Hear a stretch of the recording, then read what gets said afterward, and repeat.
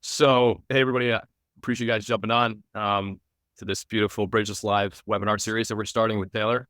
We started one last time with 3 finance folks, but ultimately, I think what's going to drive a lot of this value is having a CFO and a marketing person really talking about one specific company, how they're building the building blocks to driving the right type of growth internally. And so this time we have Tanner Lamb from Cozy Earth, CFO there. He joined us last time, did a great job. You had a lot of fans, a lot of Tanner stands out there. And then, I don't know, maybe I'm going to mess this wrong because is it Georgie? George? No, my words. I like Georgie. Tanner would say Georgie, so I was like, I don't really know. And a marketing at Cozy Earth, George Davis, and of course, moderated by none other than Taylor Holiday. And I'm Rohit Benaghi. I'm the CEO of Zamp, Reduce Sales Tax Compliance. I unfortunately cannot jump off this call, otherwise it'll end the webinar, but I will let Taylor take it from here. Awesome. Thank you, man. And Tanner, George, good to have you both with us. So the point of these series, so we had about a month and a half ago, we all met and we had a breakdown that was exclusively with CFOs talking about various elements of how they do financial planning in their organization and how they interact with marketing. From here, what we're hoping to put together is a series of conversations between a marketing leader and a finance leader inside of a specific brand to discuss various topics. And we're going to pair each episode or interview with one of the episodes that I did in my series Bridges. So if you haven't watched that yet, I would encourage you as you follow along to dive into that because these interviews will pair with the content from that. And so today is the first episode. And in that first episode of Bridges, we talked about, the episode is titled, Redesigning the P&L from a marketer's point of view. And the idea of that series was how can we get more organizations to use the core financial documents as the scoreboard inside of their organization and educate people around what is ultimately the measure that most organizations are using to define their value. And so we talked about ways that we could simplify chart of accounts and different things. And so today we're going to talk specifically to the folks at Cozy Earth, both Tanner and George, to discuss how they communicate in their organization around the financial results, financial plans, how they incentivize their organizations, et cetera, et cetera. So 2 things for you. If you stay till the end, we have a sample P&L design that I outlined in that episode that I will share with you as a link for you to review and apply inside of your own organization at the end. And then I would also encourage you to go check out that video. But to start, let's kick it off with some introductions. Let them tell you a little about themselves. As Rohit said, Tanner we took a little poll at the end. He was a fan favorite. I don't know what it was about his last appearance, but he got a lot of praise. So he's back today. So Tanner, why don't you start? Who are you, sir? And why are you here? Yeah, finance and accounting people are boring people. And so if you throw in 1 or 2 jokes over the course of an hour, you become, cool in that group of folks. So I am, I guess, one of the less boring accountants. I'm still boring. Well, you did, or an accountant with access to Chat GPT, one of the 2, because that's where you told me you Googled a couple of jokes, right? Yeah, no, that's fair. Yeah, so Tanner Lamb, CFO at Cozy Earth. I've been here almost 4.5 years. We've had some really good growth over that time, thanks to George and his team and kind of the combination of hopefully a lot of the things we're going to talk about today. But yeah, in my role, we also have operations that rolls up through me, supply chain, data, kind of post-purchase operations. And so get a really broad assortment of things that I get to work on every day. So it's really fun. Yeah, excited to talk with you guys today. Thanks. George. Cool. Yeah, thanks for having me. George Davis. I've been at Cozy Earth for 6 years. When I started, we had like 5 employees. And so I've been able to see a lot of the growth here and the good and the bad that comes with that. And, Tanner and I have learned some hard lessons. We're hoping to just share some of those learning today. So thanks for having us, Taylor. So that's a very monotone, a professional intro. I like that tone of voice from you. So George and I know each other from some golf tournaments that we've played together. And I think that's a good lead in for me explaining why I have a black eye here. So you're probably going, what's going on, Taylor? You got some sort of conjunctivitis here? No, I took a 7-iron to the side of the face from my son in the golf simulator this past week. So I'm wearing a black eye for that. And I was practicing to continue to beat George every time we play on the course together. But today, we are not here to discuss that. We are here to talk about the relationship between finance and marketing. And I've had the chance to get to know both Tanner and George and Cozy Earth over the last few months and am thoroughly impressed with the relationship that they have. I think they are a model for how the intimate working relationship between these two sides of an organization should exist. So I'm excited to learn from them today a little bit. And so we're going to bounce back and forth between asking them questions, but we really want to think about and focus on how you two coordinate to move your organization towards its goals. So Tanner, I'm going to start with you. And my first question is, what financial documents do you share with George and the marketing team, and how are they presented? Yep.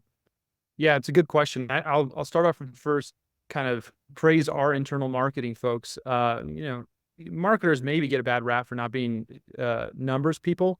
That's not true at Cozy Earth. The marketing teams here love the numbers. They're performance marketers, so they live and die kind of by how marketing is performing. They're already numbers driven. So teaching or educating the group on the P&L or on the financial statement has been, I would say, easier than I expected because of their attitude and approach towards it. So in talking about kind of documents that we share, there's really a few key ones that I'll go through.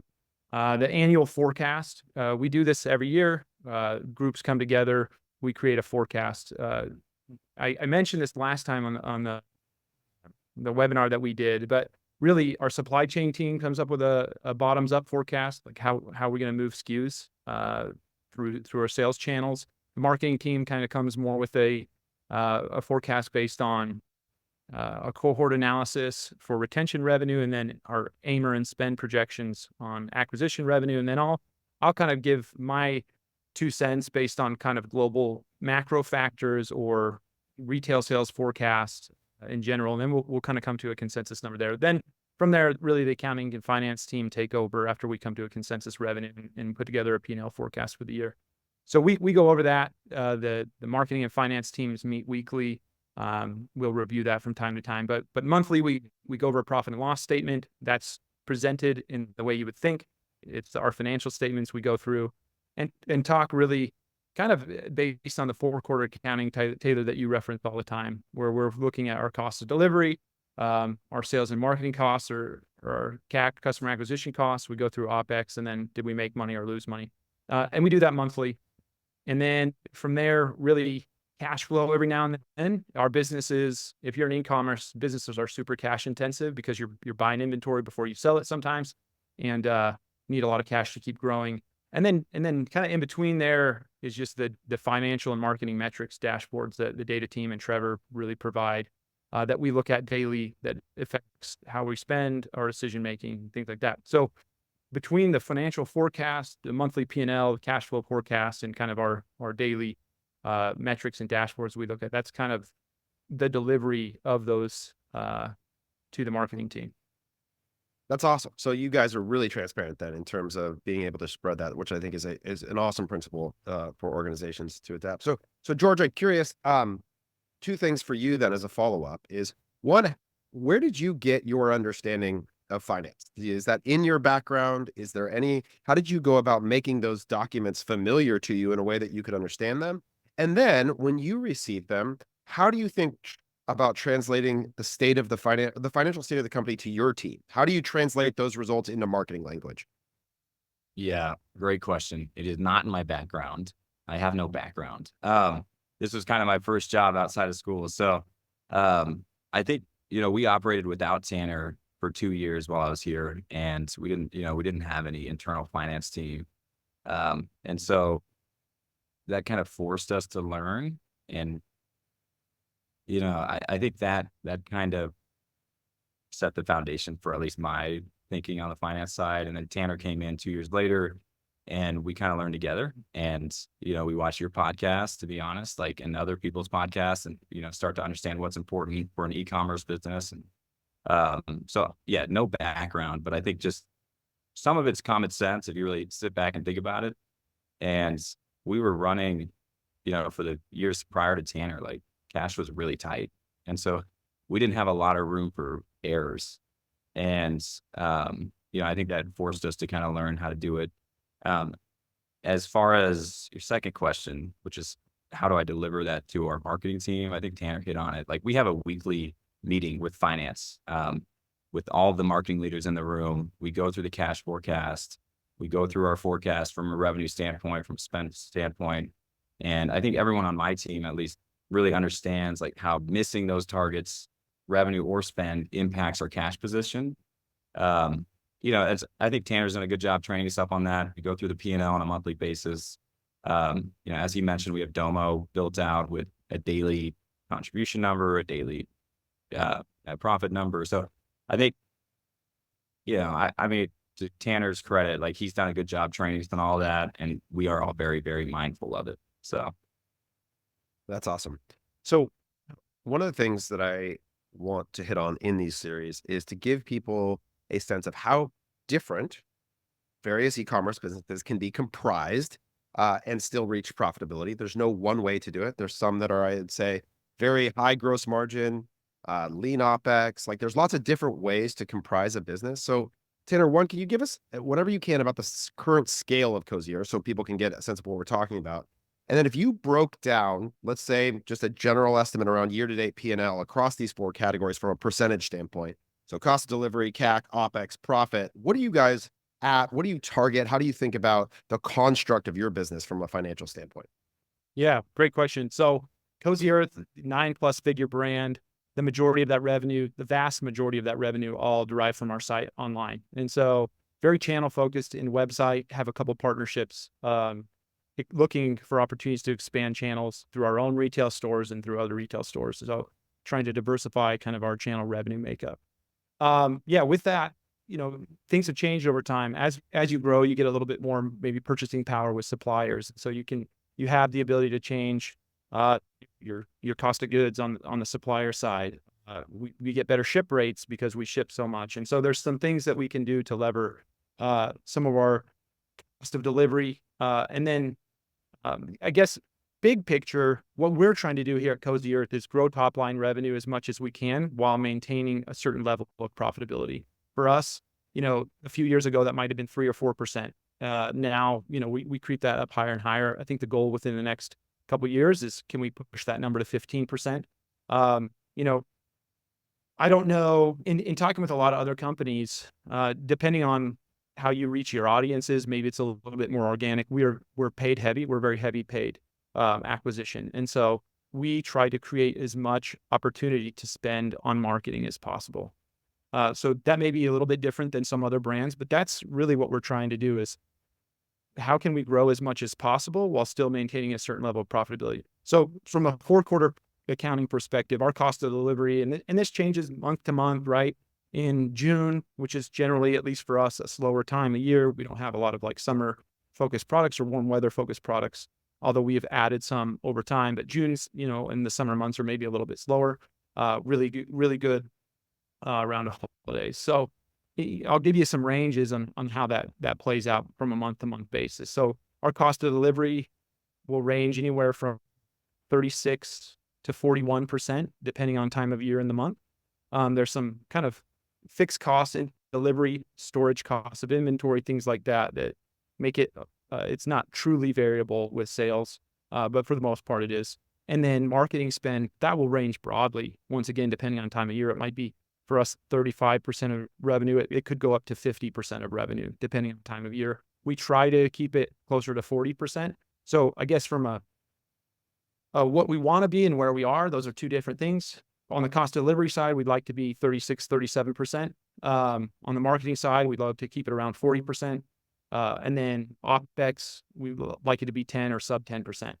So we run really lean from an OpEx perspective to drive the ability to put as many dollars to marketing as possible and to customer acquisition as possible. So maybe a little bit different than other groups run, but that's kind of how we break it out, So we'd love to be 36, 40, 10, 9 or 10 on OpEx, and then 15% on the net side.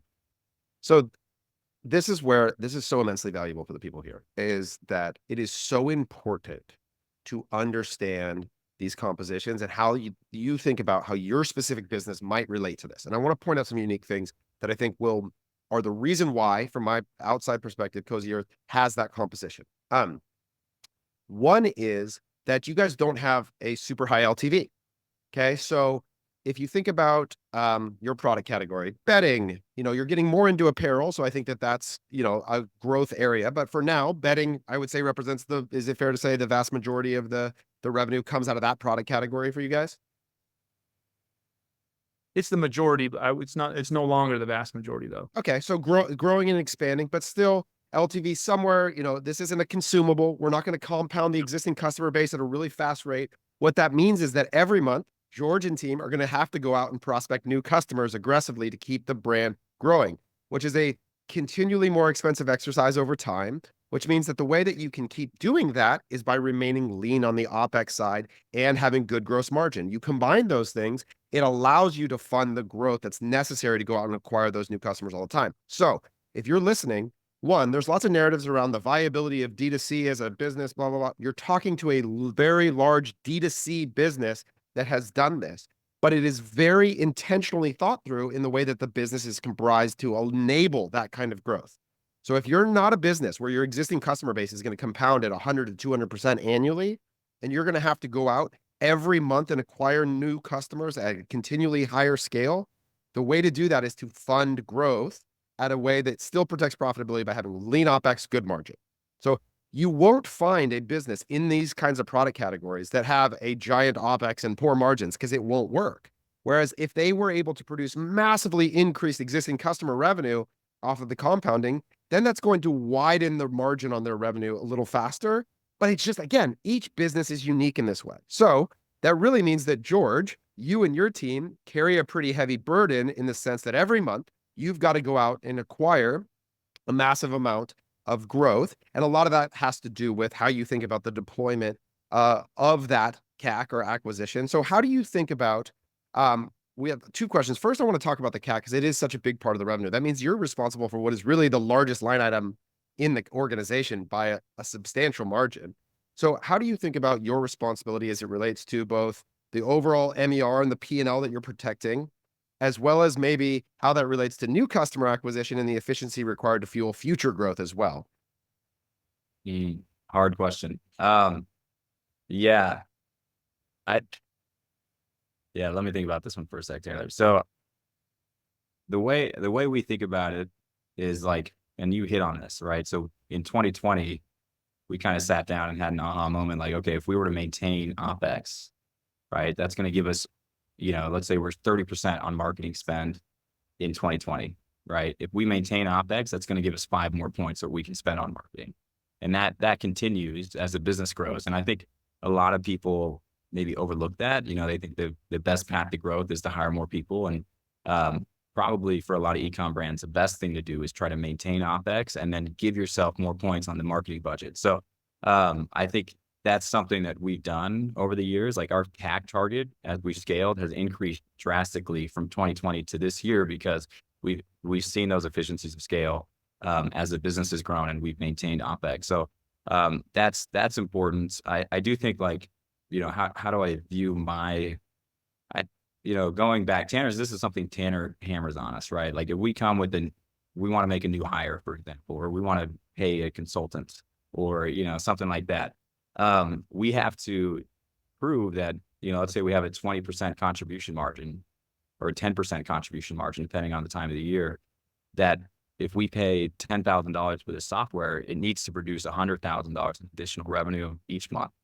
Right. And I think a lot of people overlook that. And you see the software, you're like, okay, $10,000, that's not that much money. But when you consider the contribution margin produced by each dollar of revenue, it actually does equate to a lot. So, I think that's really important as you approach your job. As far as like budget allocation and deploying spend across channels, that's become increasingly more difficult. And I know this is something you and I have talked about recently, but like, as you grow, your dollars just become less efficient. Certain audiences become saturated.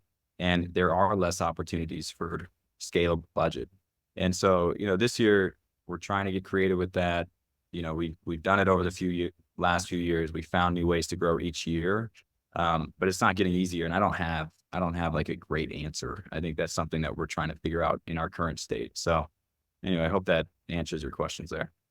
Yeah, well, I think you're hitting on the key, which is that to afford yourself the exploratory process of discovering how to go find more profitable dollars in growth, you're able to create buffer, an error margin by being really thoughtful about where else you commit dollars.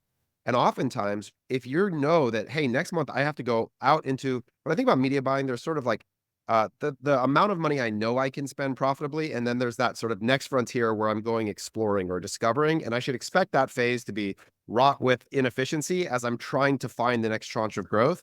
And to afford yourself that space, being lean gives you that margin of error to do so. A lot of times I watch brands get stuck where they can't go try something new because the opportunity cost of every dollar is death. Like, and when you're in that place, that's how you get stuck in, I can't ever expand beyond these like lower funnel initiatives, because if I go out and explore and that dollar is inefficient at all, my cash is upside down and I'm dead because my OpEx is too high, my margin's poor, whatever it might be. So you guys have created for yourself the opportunity to go explore other areas by being efficient in that part of your business. So the other thing I want to ask George, and this is sort of counter to what is normally your job, which is to think about the efficiency of the dollars that you spend. But you guys now have a pretty broad category mix where the margin profile is different, the return rates are different, the LTV by product category is different. How much do you see your job as contributing to the overall gross margin in any given period of time versus just the CAC? Like, how much do you think about product mix when you're selling versus just efficiency of media dollars?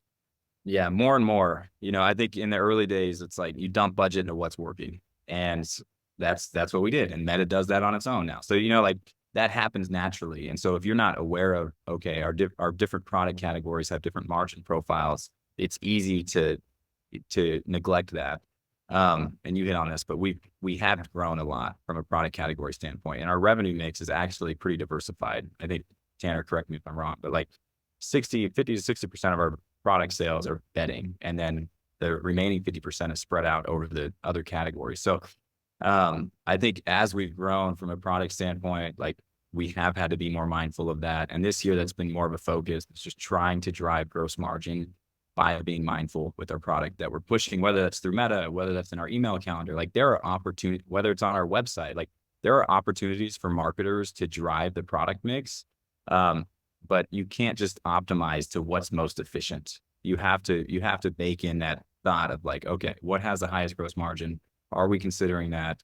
And I think as you just practice that exercise of thinking about that when you're making decisions, like you will see improvements in the gross margin. So I think we do own that, and it's something that we're trying to own more and more of as we move forward.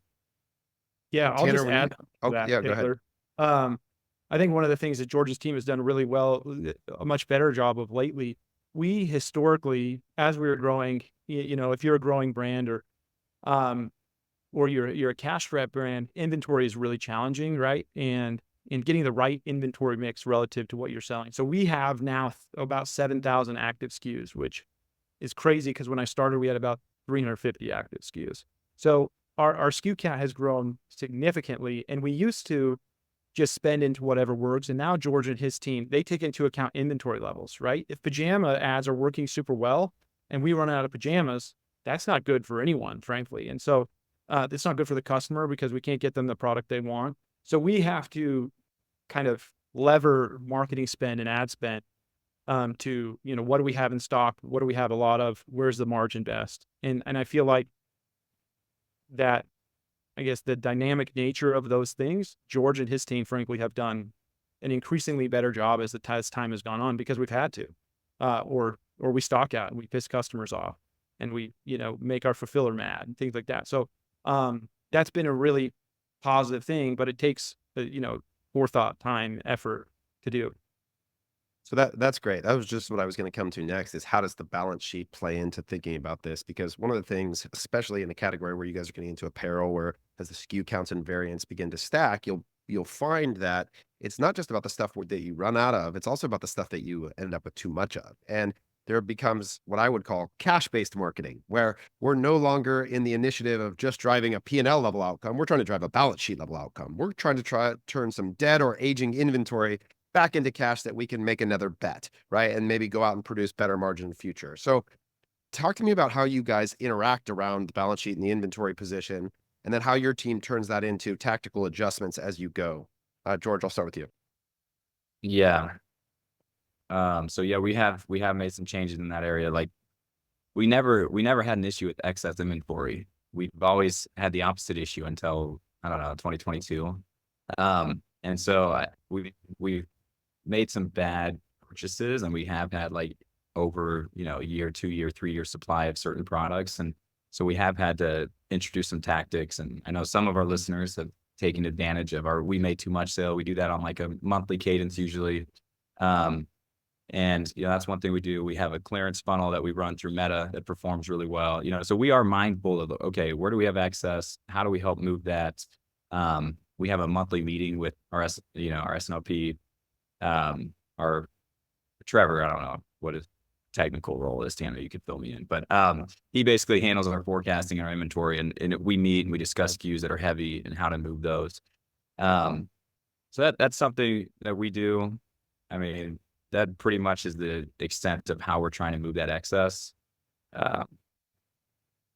So Tanner, I'd be curious, one of the things I've watched some large organizations struggle with is there's these sort of potentially conflicting incentives for the marketing team around efficiency goals. And then all of a sudden they're tasked with liquidating or moving inventory. And now it becomes this like, wait a second, that's actually counter to my incentive. How does that affect my overall result? And a lot of that has to do with the capitalization of the organization and how urgent it is to turn things back into cash as it relates to it. So how can you talk a little bit about how you guys are capitalized generally? It sounded like you started out bootstrapped, but maybe now you have more credit facilities that allow for more space. How do you think about how your capital position relates to those initiatives and how long you're willing to hold inventory that maybe isn't moving as fast as you wanted? Yeah. So great question. That's changed over time, right? So 4.5 years ago, we were a lot more cash strapped. We didn't have excess issues. And so it was really what lever points do we have to be able to get as much cash as possible so that we can pay for inventory with other people's money, at least upfront, and not have to pay cash out of our bank account until we've kind of sold it. So we had to create, I guess, a bridge in that sort of sense from, hey, your cash conversion cycle might start at month 1 where you're paying a deposit on inventory that's being made in China. You're not going to get that inventory until month 4 or 5, and then you have a month to sell that inventory before you get the cash. So you might be 6 months before you've invested this money and you actually got the money back from your cash conversion cycle.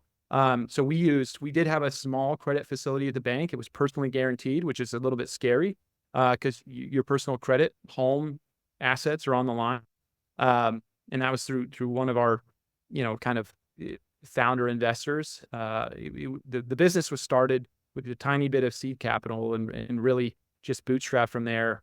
Raised a little bit of equity capital in 2017, but we're talking a couple $100,000 just to buy inventory. And as the brand grew and as you grow profitably, you create your own capital. And so there was a time period where we used a freight forwarder called Flexport, and they have a program where essentially you can borrow for 45, 90, 120 days based on your profile with them. And we utilized that very, very heavily. It was expensive. At the time, it was, 8 or 9%, which now is not expensive, but at the time it was kind of expensive for us. And then as we've grown, we've graduated to a borrowing-based facility with the bank and now an asset-based line of credit with the bank. And so as you get bigger and if you grow profitably, and I say that's the key to this whole thing, people will give you money when you don't really need the money, and they're less willing to give you money when you really, really need the money. So you have to be disciplined enough to be making at least some money at any given time, so that frankly banks or vendors might give you a little bit better terms, or maybe you have a private credit facility, but you really kind of have to show some degree of profit in order to get those facilities. And now, the majority of the year we just operate on our own cash. We've made heavy inventory investments around the holidays. We may or may not use line of credit, just depending on how things go from here to there. So it really depends. The biggest thing is you've got to create your own capital. And the way to create your own capital is by being profitable and running a profitable business. And even that sometimes, though, isn't enough to keep up with, hey, I'm growing, I got to buy more inventory. So you have to find, people that believe in you. If you can't raise investment dollars, trying to raise debt dollars, at least finding some people that believe in you. And frankly, sometimes it's just expensive and that costs of running business and the cost of growing. And so now, we're fortunate enough to really try to operate just on our own cash balance. And I think that's a testament to the discipline over a long period of time, though. When you think about, and have you ever had to, as part of a consideration for the efficiency targets of your media dollars, had to have a consideration for cost of capital in that? Or has it always been enough? And how would you recommend people consider those? Because I think a lot of times what gets lost when people set their efficiency targets, and there's a lot of templates out there, and we contribute to this of like, oh, your fuel profit calculator, and here's your cost of delivery and shipping, et cetera. What's often missed in there is that somewhere along the way, whether it's on the inventory side or on the capital side, that there's additional interest relative to those charges that are sort of getting lost in setting the expectations. So have you guys ever had to consider the cost of capital or the interest rate on some of that lending in your efficiency Yeah. targets? And do you and George communicate around that, or has it never really been an issue?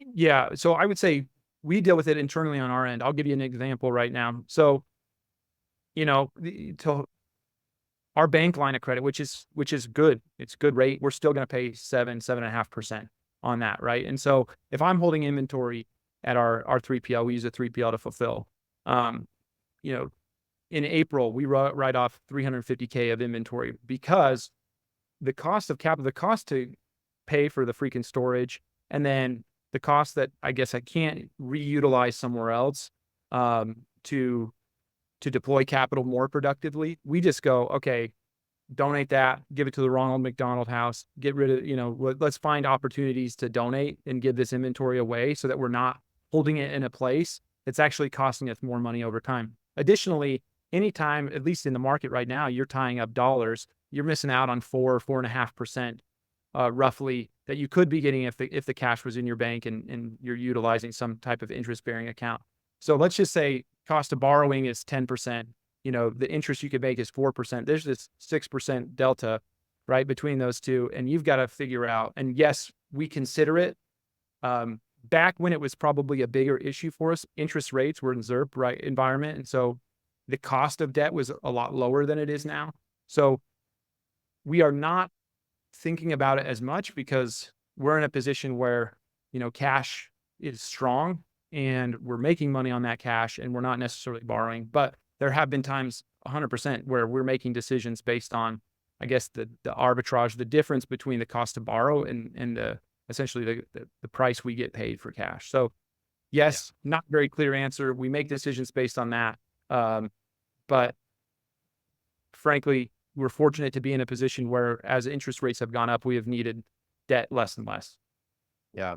There's a really interesting dynamic right now, like you said, because you can get 4.5 to 5% on, basic CDs, and that if you think about that as a leverage point for negotiation with a supplier, that if you can get to terms that are net 60, net 90, and you offer them 6% more per unit, you can really almost offset the entirety of that cost with the interest you could earn on that float. Yeah. And so it's like you could get to this like cash conversion cycle. So in each moment, there's opportunities to leverage the dynamics of the surrounding environment to create the best circumstance that as that environment changes, and now all of a sudden that 60 to 90 days is really valuable as you need cash. So that's something to definitely consider. All right, George, I'm coming back to you because you touched on it earlier, and that's that as you've scaled, the complexity of your media mix has grown. You guys advertise in lots of channels.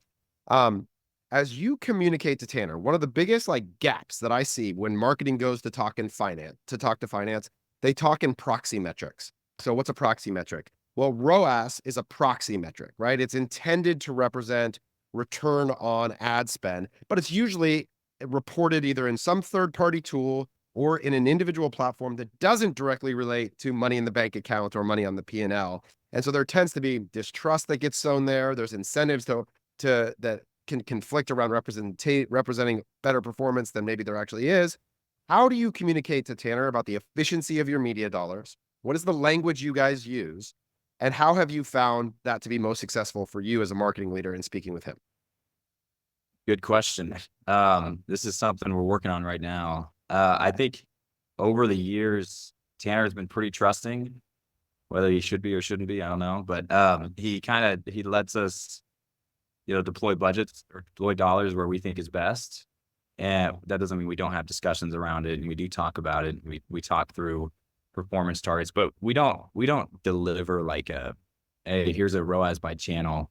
Where do you think we should put budget, Tanner? because there is so much nuance and context that's missing. So if we're going to have that discussion, it's a longer discussion. We go through the context. We talk through how, different channels measure, differently, and how attribution, we talk through all that with Tanner. And luckily he listens to your podcast. He's a big, common thread guy. He has been. So he'll come to us with, hey, I heard this, or he has a pretty good understanding of how the channels differ. And, but yeah, it's something that's ongoing. And, as you introduce channels like podcasts or SiriusXM or influencer, even like the measurement is so different than a Meta or a Google. Like it's important for him to understand that as we allocate budget, because if he were just to see the numbers and say, okay, like your direct ROI on a podcast, 0.5, and in Meta, it's a 3. Like, what are you idiots doing? Like, that would be the conversation. So it is vitally important for him to understand that and how that works. And so we do spend a decent amount of time, and are now spending more time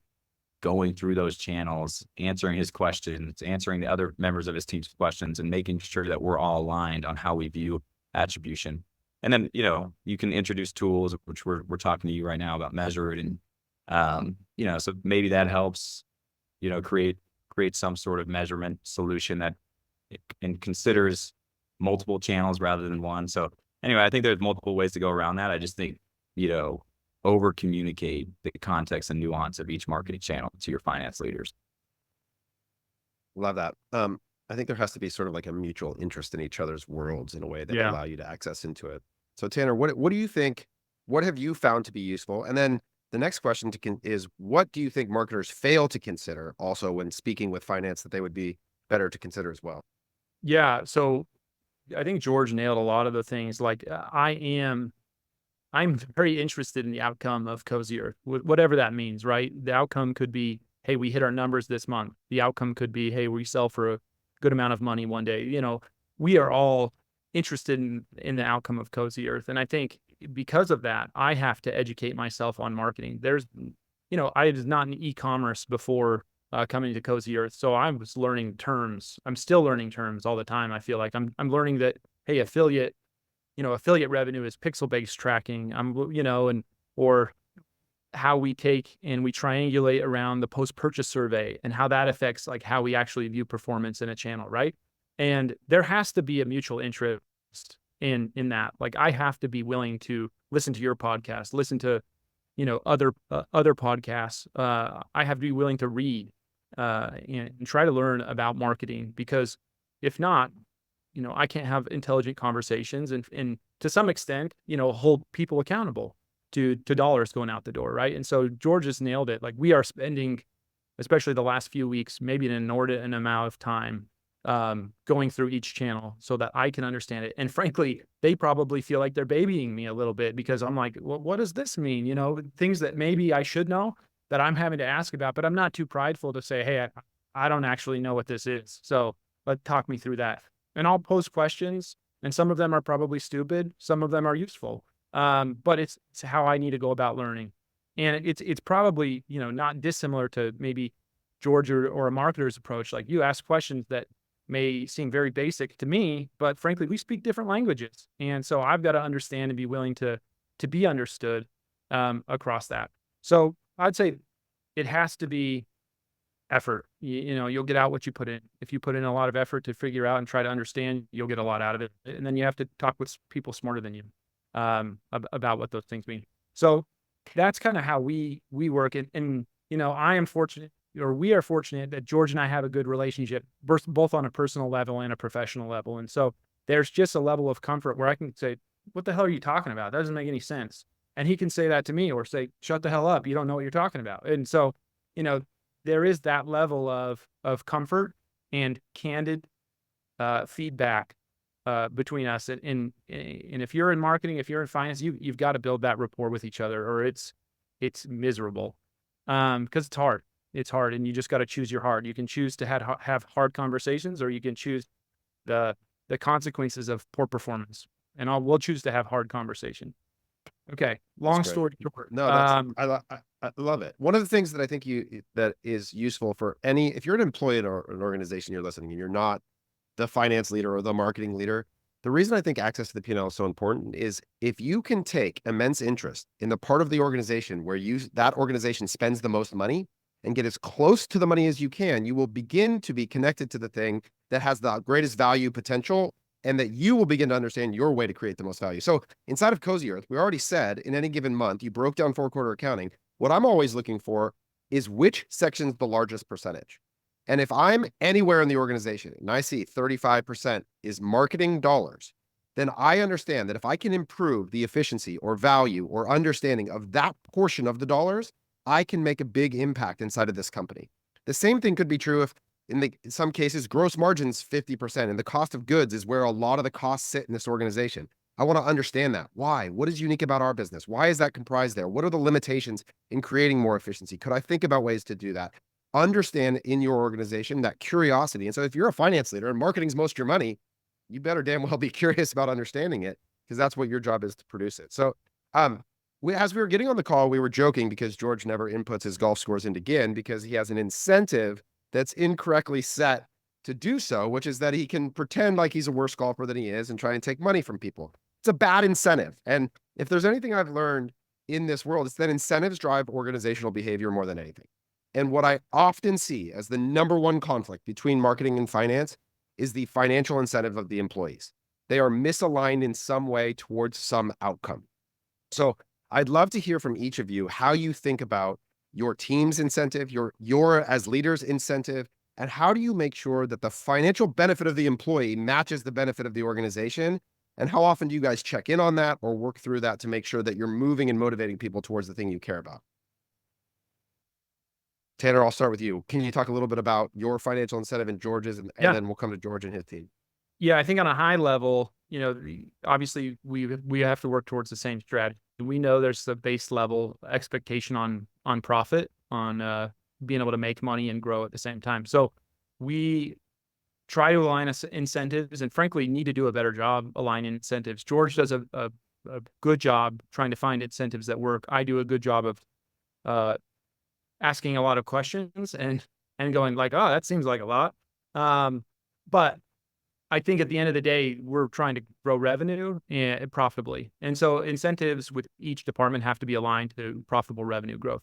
So George and I, personally have financial incentives that, hey, if we are able to maintain and increase profitability over the year while growing an acceptable amount, like there's compensation that comes from that. And that's kind of how we approach it for each individual person. Hey, what are their controllables, and what's the base minimum return we need to see out of that group? And that's kind of how we approach it. Obviously, with any organization, if you can align, with the equity holders or the shareholders and potentially become a shareholder, that's the ultimate alignment, because you're trying to build to the same outcome, which is how do we maximize enterprise value? And so, do you guys have any ESOP or option program? We do. Yep. We do have that. And, both George and I participate in that. And so at the end of the day, we're trying to drive long-term enterprise value to the business. Admittedly, that's our biggest financial incentive, and every single business that operates, in my opinion, this may seem a little harsh, should operate to produce capital and a return to shareholders. And those are the most successful businesses. Those are the businesses that can employ people at the highest levels of compensation. It's profitable businesses. If you don't run a profitable business, it's hard to pay people appropriate amounts over a long period of time. And so that's kind of how I think about business in general. Is businesses are there to make a profit, to deliver customer value, and get compensated for that value. So yeah, we do have some incentives that way that are aligned that some people Cozy Earth get to participate in, and I think over the long term, more and more people will also participate in. George, how do your incentives align, and how do you think about your team matching to that? Yeah, Tanner kind of hit on it. I send proposals to Tanner at the end of the year, or at the beginning of the year, and we bake in, okay, here's the company's targets. We want to grow at X rate. We want to exceed X profit margin at the end of the year, and if those things are hit, then they get paid out their incentives. So, to be frank though, like it's not a huge part of our compensation plan for a lot of our employees. Like, it's relatively new as well. I think last year was the first year we actually did incentives. So it hasn't been a huge piece of what we do. I mean, I'd love to get your thoughts on how you think we should approach that. So I think it's something that we could improve on for sure. Yeah, I think so. I've just found over and over that as I go into organizations and we get to see a lot of different ones, that the primary conflict is created between everybody's behaving in rational self-interest, and their rational self-interest follows their financial incentive. And if you go and look under the hood, what you realize is this media buyer has a ROAS goal, and this director has a profit goal, and this person has a top line revenue growth goal. And so all that's happening is everybody's behaving perfectly logically in different directions. Um, and so I do think that the best possible alignment is towards shareholder value. And the more people that are incentivized to create that thing. Now, that can be hard too, because in the short term, shareholder value can be assessed on pure assets minus liabilities, which is really a consideration for more cash-based marketing versus like trying to define it as a potential liquidation as a TTM multiple or a multiple of TTM EBITDA. So there's complexity around definition of shareholder value that I think it's the responsibility of leadership to define how we're going after it together and then to communicate that to the board and shareholders and create alignment around it. But whatever that is, as many people as possible that are financially incentivized to go make a big return by moving that number up for the organization, the better. And I think that so often the scrutiny that organizations put themselves through on analyzing channels and behavior of people would be best spent on just taking really smart people and looking at their financial incentive and make sure it's aimed in the right direction and let them run and then hold them accountable to the result.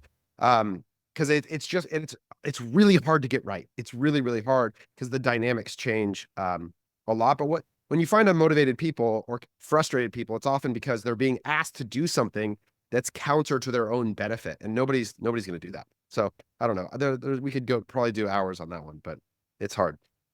Makes sense. Thank you. And I'll even say, like with you guys, like, so we're talking, one of the things I ask all the time as an outsider when I come into the organization is my primary point of contact, how are they financially motivated? Because what'll so often happen is we'll be making these recommendations only to find out that our recommendation is directly counter to their own financial incentive. And you're like, why is there friction? Why is this so hard? And it's like, oh, well, because this person makes a bonus if top line revenue grows 8%, and I'm over here recommending that we pull back spend. Like that's going to create tension, you know? So I think it works with outside vendors too. It all ties together. All right, 10 minutes, go ahead. 10 minutes left. I'm going to go through some rapid fire things that I think come up a lot in conflict inside of organizations. One is, and I want you both to think it in your head and see if you say the same thing, because this is one where people get it wrong a lot. What revenue definition does the organization work off of on a daily basis? You want us to Net say sales. it? Okay, so Tanner said net sales. George, that sounds like a Net nightmare sales. if I'm a marketer. I would say gross sales. That's what I would will- when I think about marketing, I think about order revenue. So gross sales less discounts. That's generally what I'm thinking about for our marketing. That's important. Because my teams also do supply chain and things, and we deal with returns. I've got to think about that on a net basis, net of returns. Okay. So, Yeah, I Great. can dictate that in the Domo dashboard. So whatever number he wants us to look at, they Well, can so that's the key. So this is so important. What is the number in the Domo dashboard, Tanner? What is it? there's actually both. Depends on the screen you're looking at. We'll do order Okay. revenue in some, net sales in some. So our daily Okay. profit, though, which is kind of what we live and die by, is based on a net sales number. And it's an adjusted net sales, because what you see in Shopify from returns doesn't necessarily match how generally accepted accounting principles deals. So with returns. you accrue it on an estimated basis, right? Yep. Which is okay. So we could do a whole episode on this topic, because there's nothing more destructive inside of organizations than the amount of hours when we try and do data alignment around this topic alone is insane. So I'm going to say back to everybody a few things that they said to highlight why this becomes complicated. So when I say different revenue definitions, what I mean is from an accounting standpoint, you generally move from gross sales minus discounts to what would be called order revenue. In Shopify, they do this horrific thing that I think has been really bad for our industry, which is they report primarily on total sales, which is order revenue minus discount or minus returns. So it includes shipping and tax, but it just takes out returns. They call it total sales. It's a made up term. It's not an accounting term.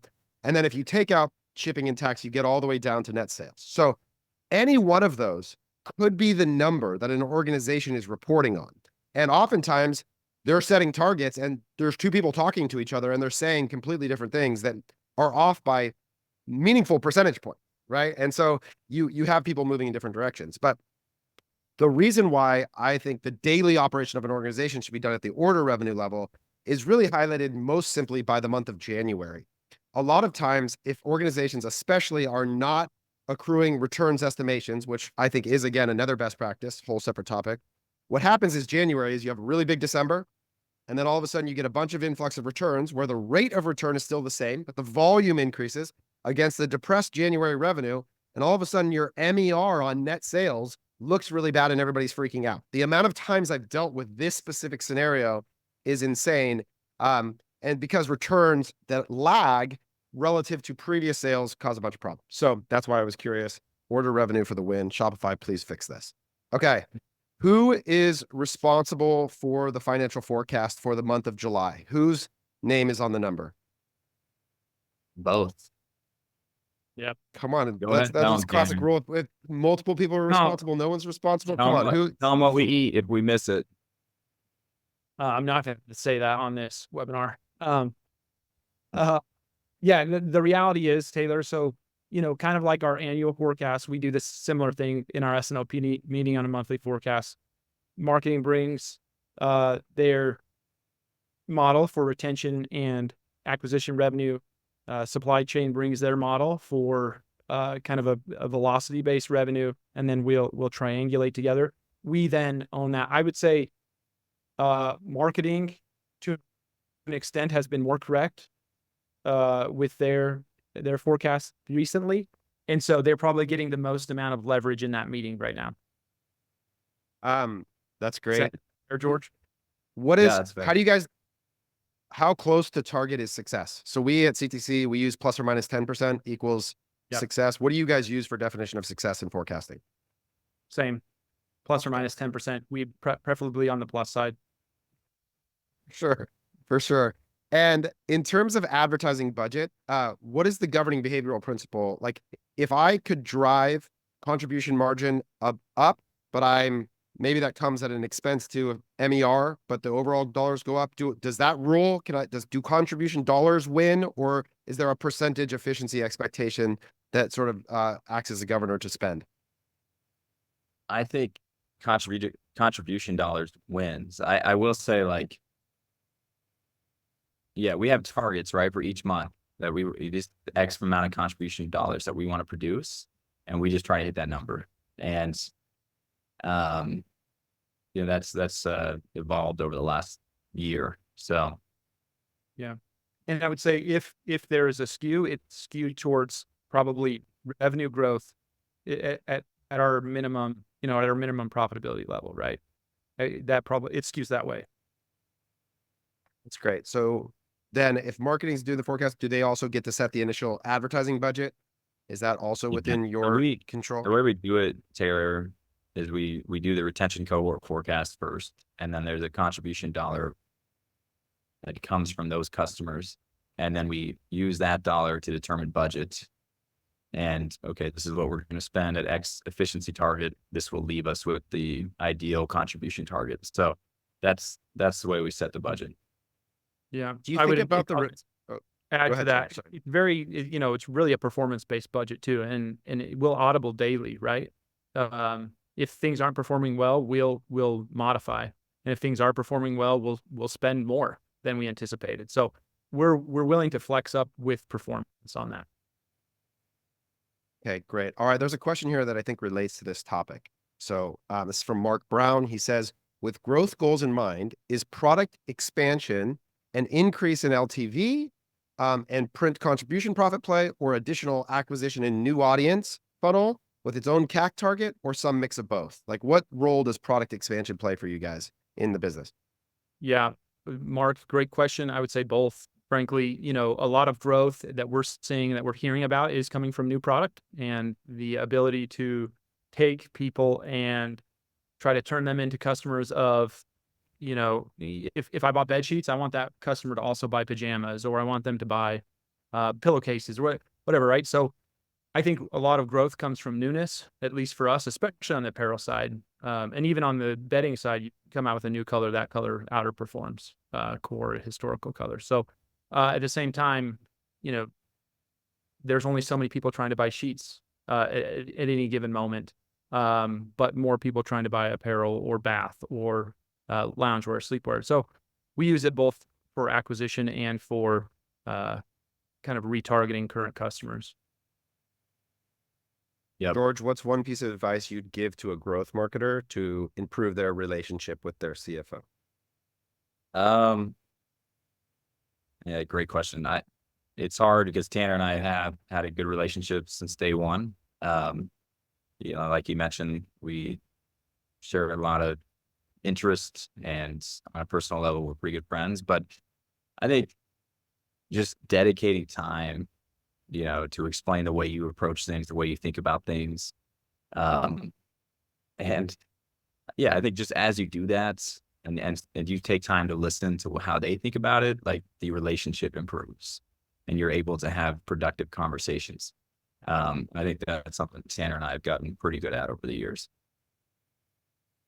Tanner, George comes to you with a big marketing initiative. He wants to, I don't know, buy a golf course, do something crazy. What's the hurdle rate in your head for what kind of return you want in order to greenlight it? Yeah, it's always going to be, is it going to be net positive contribution margin? That's pretty much the conversation we have on any spend. If we're going to spend $14,000. What if I say yes in 24 months? I would ask is there a better, more immediate use of those dollars? Like, could we drive that contribution margin quicker by doing something different? And the answer often is like, I don't know. Like, there might be something that comes up tomorrow that's better than this day, but that's where you have to kind of look at the opportunity cost of that. I would say, are willing to test about anything. And so if we think there's a chance that there's a channel that could work, or a platform that could work, or an attribution tool that could give us some insight, we'll test about anything, with the expectation though that there is a return over a certain period of time. So if it creates positive contribution dollars, we're generally going to do it or test it. Obviously, comparing it against the other opportunities we have to put that capital to work. George, is Cozy Earth hiring? Anonymous attendee wants to know. Always. I mean, Gotta keep that OpEx lean though. Gotta keep that. George likes to spend those marketing dollars. I don't know if the room on the OpEx. You want to keep the OpEx lean, but we are always hiring customer support staff. We actually have a kind of a funny system here. We hire a lot of our employees from our customer support team. Well, after they, worked in that for a few years, and we've gotten to know them, or a few months even. But anyway, yeah, we're hiring. Shoot me an email. There might be a fit. Yeah. Always looking for good people, always trying to get rid of bad people. Yep. Awesome, guys. That's not necessarily true. We keep people and give them opportunities, but yeah. Awesome. Well, hey guys, I appreciate it so much. Thank you all for hanging out.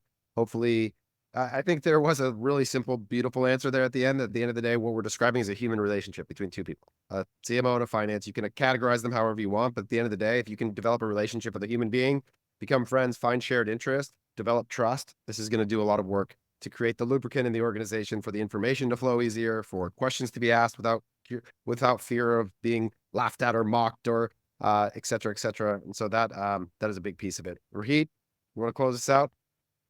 Yes, sir. First off, I'm dropping this gem down here that Taylor mentioned early on. Sample P&L design built by Taylor and the Common Thread team.